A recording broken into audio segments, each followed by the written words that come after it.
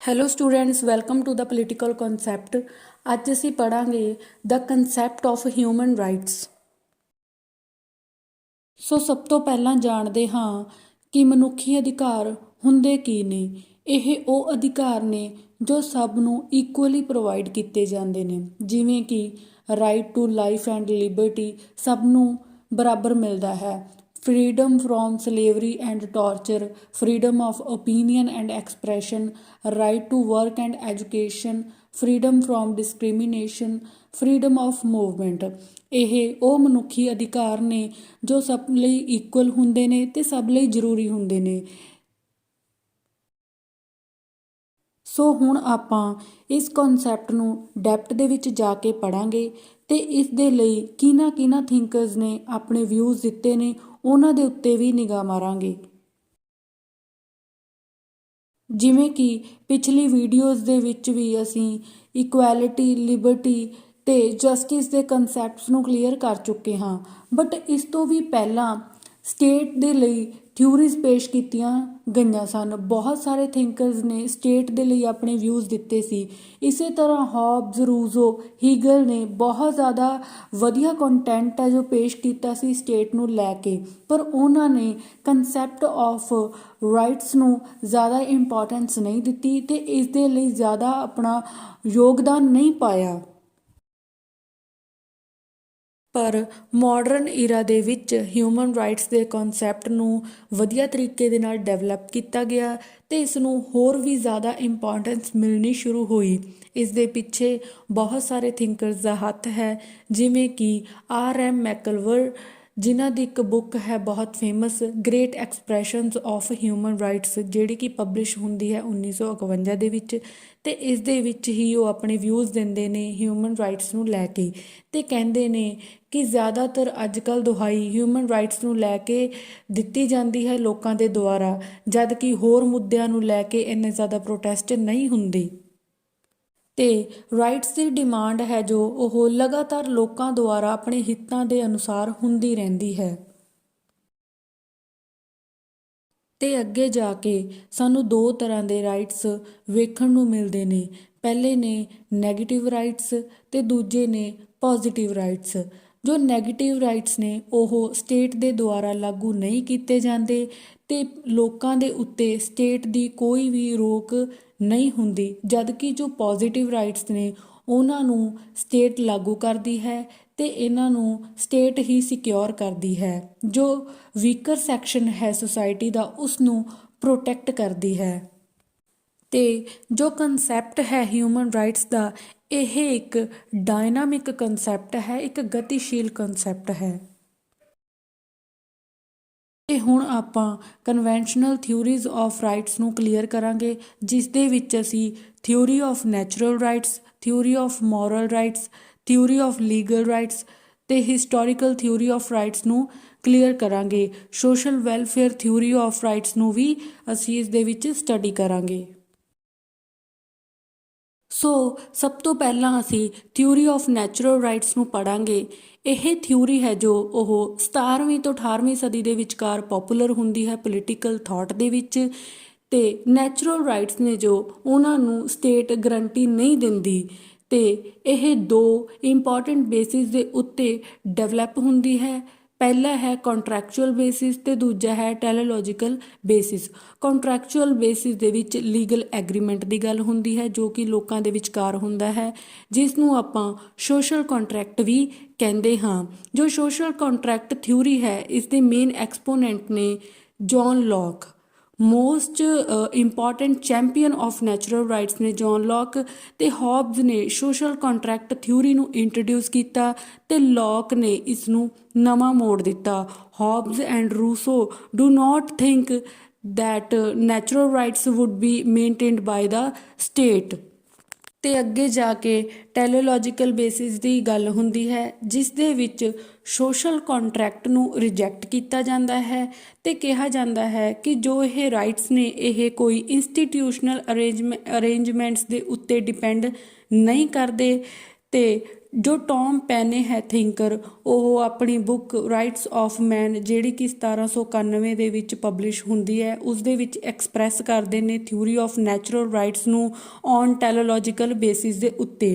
ਪੈਨੇ ਹੀ social contract ਦਾ ਜੋ ਡਾਕਟਰਾਈਨ ਹੈ ਉਸ ਨੂੰ ਰਿਜੈਕਟ ਕਰਦਾ ਹੈ, ਨਿਗਲੈਕਟ ਕਰਦਾ ਹੈ। ਤੇ ਹੁਣ ਅਸੀਂ ਗੱਲ ਕਰਾਂਗੇ ਥਿਊਰੀ ਆਫ ਮੋਰਲ ਰਾਈਟਸ ਦੇ ਬਾਰੇ।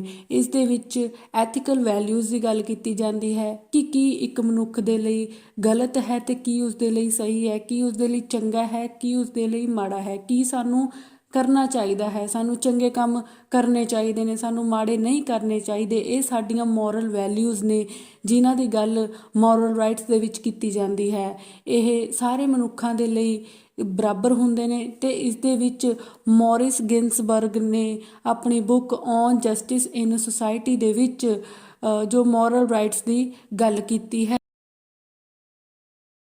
ਤੇ ਇਸ ਤੋਂ ਬਾਅਦ TH ਗ੍ਰੀਨ ਵੀ ਆਪਣੀ ਥਿਊਰੀ ਪੇਸ਼ ਕਰਦੇ ਨੇ ਮੋਰਲ ਰਾਈਟਸ ਨੂੰ ਲੈ ਕੇ। ਉਹਨਾਂ ਦੀ ਥਿਊਰੀ ਹੈ ਜੋ ਉਹ ਟੈਲੋਲੋਜੀਕਲ ਬੇਸਿਸ ਦੇ ਉੱਤੇ ਹੈ and he also concerned with the ideal rights not with legal rights.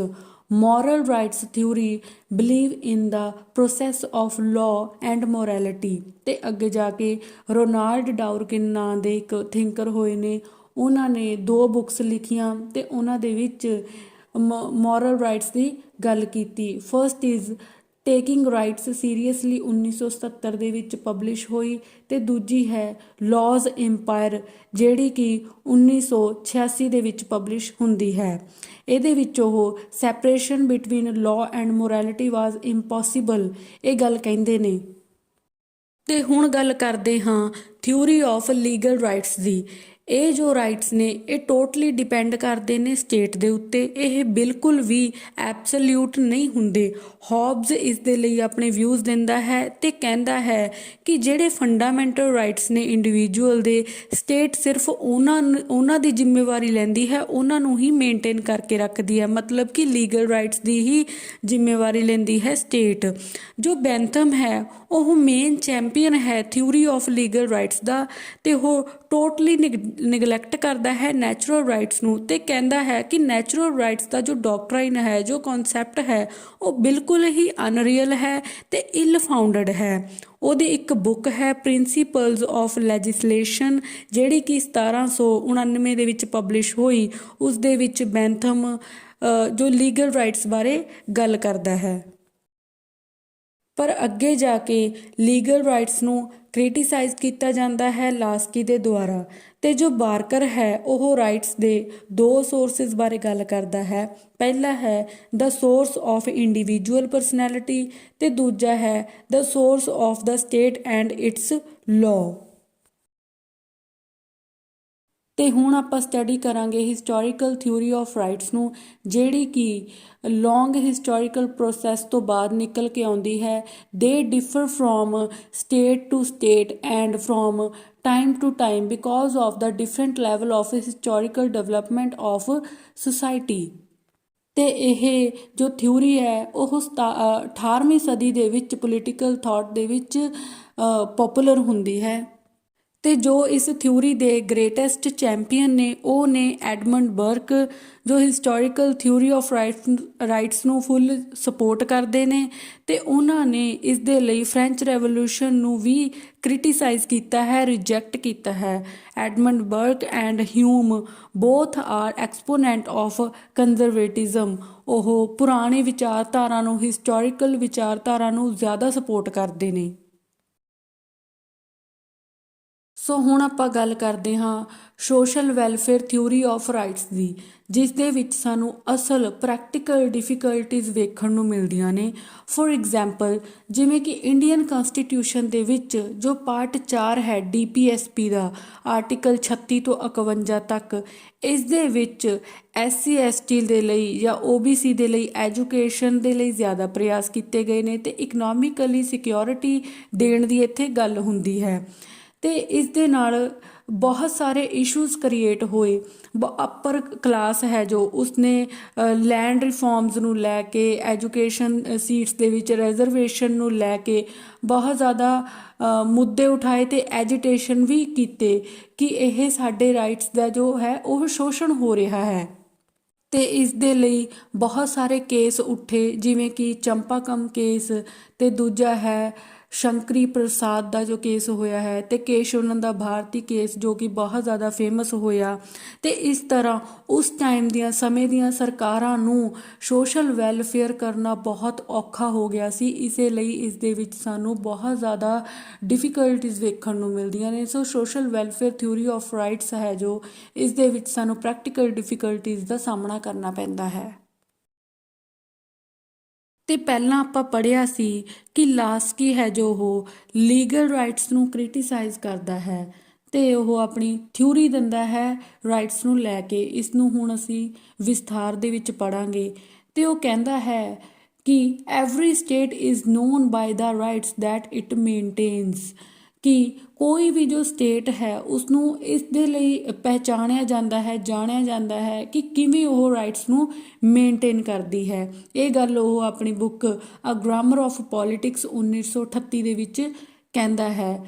ਉਹ ਇੱਕ ਹੋਰ ਥਿਊਰੀ ਦਿੰਦਾ ਹੈ, that is the theory of service state. ਤੇ ਆਪਣੀਆਂ ਬਾਕੀ ਦੀਆਂ ਰਾਈਟਿੰਗਸ ਦੇ ਵਿੱਚ ਵੀ ਉਹ ਰਾਈਟਸ ਬਾਰੇ ਤੇ ਇਸ ਦੀਆਂ ਪ੍ਰੋਬਲਮਸ ਬਾਰੇ ਗੱਲ ਕਰਦਾ ਹੈ। Laski is a liberal thinker and against the capitalism. ਤੇ ਉਹ ਕਹਿੰਦਾ ਹੈ ਕਿ ਕੈਪੀਟਲਿਸਟ ਡੈਮੋਕ੍ਰੇਸੀ ਦੇ ਵਿੱਚ ਜੋ ਲਿਬਰਟੀ ਹੈ ਉਹ ਬਿਲਕੁਲ ਵੀ ਸਿਕਿਉਰ ਨਹੀਂ ਹੈ, ਜਦ ਕਿ ਲਿਬਰਟੀ ਰਾਈਟਸ ਦੇ ਲਈ ਬਹੁਤ ਜ਼ਿਆਦਾ ਜ਼ਰੂਰੀ ਹੈ। ਤੇ ਲਾਸਕੀ ਮਾਡਰਨ ਸਟੇਟ ਦੇ ਵਿੱਚ ਇਨਇਕੁਐਲਿਟੀਜ਼ ਦੇ ਉੱਤੇ ਵੀ ਸਟਰੋਂਗਲੀ ਅਟੈਕ ਕਰਦਾ ਹੈ। ਸਰਵਿਸ ਸਟੇਟ ਦੇ ਵਿੱਚ ਉਹ ਕਹਿੰਦਾ ਹੈ ਕਿ where industrial production is undertaken in order to meet the social needs, not for private profit. ਤੇ ਅੱਗੇ ਜਾ ਕੇ ਲੈਨਿਨ ਗੱਲ ਕਰਦਾ ਹੈ ਬੋਰਜਸ ਰਾਈਟਸ ਦੀ, ਆਪਣੀ ਕਿਤਾਬ ਸਟੇਟ ਐਂਡ ਰੈਵੋਲਿਊਸ਼ਨ ਜਿਹੜੀ ਕਿ 1970 ਦੇ ਵਿੱਚ ਪਬਲਿਸ਼ ਹੁੰਦੀ ਹੈ ਉਸ ਦੇ ਵਿੱਚ। ਇੱਥੇ ਕੋਈ ਵੀ theory Marxist theory of rights ਵੇਖਣ ਨੂੰ ਸਾਨੂੰ ਨਹੀਂ ਮਿਲਦੀ। ਮਾਰਕਸ ਐਂਡ ਐਂਗਲਸ ਨੇ ਰਿਅਲਾਈਜ਼ ਕੀਤਾ ਕਿ ਰਾਈਟਸ ਆਫ ਮੈਨ ਜਿਹੇ ਹੈ ਜੋ ਲੋਕਾਂ ਦੇ ਲਈ ਨਹੀਂ ਹੈ, ਇਹ ਡਿਜ਼ਾਈਨ ਕੀਤੀ ਗਈ ਹੈ ਕੈਪੀਟਲਿਸਟ ਕਲਾਸ ਦੇ ਲਈ। ਤੇ ਜੋ ਸੋਸ਼ਲਿਸਟ ਸਿਸਟਮ ਇਸਟੈਬਲਿਸ਼ਡ ਸਭ ਤੋਂ ਪਹਿਲਾਂ ਕੀਤਾ ਜਾਂਦਾ ਹੈ ਉਹ ਕੀਤਾ ਗਿਆ USSR ਦੇ ਵਿੱਚ। USSR ਨੇ political, economic, social, cultural rights ਸਭ ਨੂੰ ਇਕੁਅਲ ਦਿੱਤੇ। ਇਕੁਐਲਿਟੀ ਬਿਫੋਰ ਲਾਅ ਤੇ ਸਿਰਫ ਜ਼ੋਰ ਨਹੀਂ ਦਿੱਤਾ, ਉਸ ਨੂੰ ਇੰਪਲੀਮੈਂਟ ਵੀ ਕੀਤਾ। ਤੇ ਸਭ ਤੋਂ ਜ਼ਿਆਦਾ ਜ਼ੋਰ ਰਾਈਟਸ ਦੇ ਉੱਤੇ ਸੈਕਿੰਡ ਵਰਲਡ ਵਾਰ ਤੋਂ ਬਾਅਦ ਦਿੱਤਾ ਗਿਆ। ਤੇ ਅੱਗੇ ਜਾ ਕੇ ਯੂਨਾਈਟਿਡ ਨੇਸ਼ਨਸ ਨੇ ਡੈਕਲੇਰੇਸ਼ਨ ਕਰਵਾਈ, ਇੱਕ the Universal Declaration of human Rights, ਜਿਸ ਦੇ ਵਿੱਚ ਬਿਲਡਅਪ ਕਰਨ ਦੀ ਗੱਲ ਹੋਈ a democratic and welfare state ਨੂੰ। This declaration contains 30 articles apart from its preamble. ਤੇ ਇੰਡੀਅਨ ਗਵਰਨਮੈਂਟ ਨੇ ਵੀ National Human Rights Commission establish ਕੀਤਾ 1993 ਦੇ ਵਿੱਚ। ਤੇ ਹੋਰ ਵੀ ਬਹੁਤ ਸਾਰੇ ਦੇਸ਼ਾਂ ਦੇ ਵਿੱਚ ਡੈਕਲੇਰੇਸ਼ਨਸ ਹੋਈਆਂ ਰਾਈਟਸ ਨੂੰ ਲੈ ਕੇ, ਰਾਈਟਸ ਨੂੰ ਪ੍ਰਮੋਟ ਕਰਨ ਦੇ ਲਈ। For example European convention on human rights 1950, international ਕਨਵੈਂਟ on civil and political rights 1966, American convention on human rights 1969 ਤੇ African charter on people and human rights 1981 ਦੇ ਵਿੱਚ। ਤੇ ਫਿਰ ਲੋਕਾਂ ਨੇ ਆਪਣੇ ਰਾਈਟਸ ਨੂੰ ਪ੍ਰੋਟੈਕਟ ਕਰਨ ਦੇ ਲਈ NGOs ਬਣਾਈਆਂ। ਪਹਿਲੀ ਹੈ people's union for civil liberties ਤੇ ਦੂਜੀ ਹੈ people's union for democratic rights. ਜੇ ਹਿਊਮਨ ਰਾਈਟਸ ਦੇ ਪ੍ਰੋਸੈਸ ਨੂੰ ਵੇਖਿਆ ਜਾਏ ਤਾਂ ਸਾਨੂੰ ਇਸ ਦੇ ਵਿੱਚ 3 ਜਨਰੇਸ਼ਨਸ ਜਾਂ ਫਿਰ 3 ਸਟੇਜਸ ਕਹਿ ਲਓ ਜੋ ਸਾਨੂੰ ਵੇਖਣ ਨੂੰ ਮਿਲਦੀਆਂ ਨੇ। ਪਹਿਲੀ ਸਟੇਜ ਦੇ ਵਿੱਚ civil and political rights, freedom of movement, personal freedom and religious freedom ਦੀ ਗੱਲ ਕੀਤੀ ਜਾਂਦੀ ਹੈ। ਫਿਰ ਆਉਂਦੀ ਹੈ ਸੈਕੰਡ ਸਟੇਜ, ਜਿਸ ਦੇ ਵਿੱਚ ਸੋਸ਼ਲ ਐਂਡ ਇਕਨੋਮਿਕ ਰਾਈਟਸ ਦੀ ਗੱਲ ਕੀਤੀ ਜਾਂਦੀ ਹੈ। Right to health and medical care, right to education and information, right to employment and housing ਦੀ ਗੱਲ ਹੁੰਦੀ ਹੈ। ਇਸ ਦੇ ਵਿੱਚ ਓਵਰਆਲ ਵੈਲਫੇਅਰ ਸਟੇਟ ਦੀ ਗੱਲ ਹੁੰਦੀ ਹੈ। ਤੇ ਤੀਜੀ ਸਟੇਜ ਦੇ ਵਿੱਚ ਕਲਚਰਲ ਰਾਈਟਸ ਐਂਡ ਮਾਈਨੋਰਿਟੀਜ਼ ਦੀ ਗੱਲ ਹੋਣ ਲੱਗ ਜਾਂਦੀ ਹੈ ਤੇ full safety of sacred books and places ਦੀ ਗੱਲ ਹੁੰਦੀ ਹੈ। ਇਨਵਾਇਰਮੈਂਟਲ ਰਾਈਟਸ ਦੀ ਗੱਲ ਹੁੰਦੀ ਹੈ।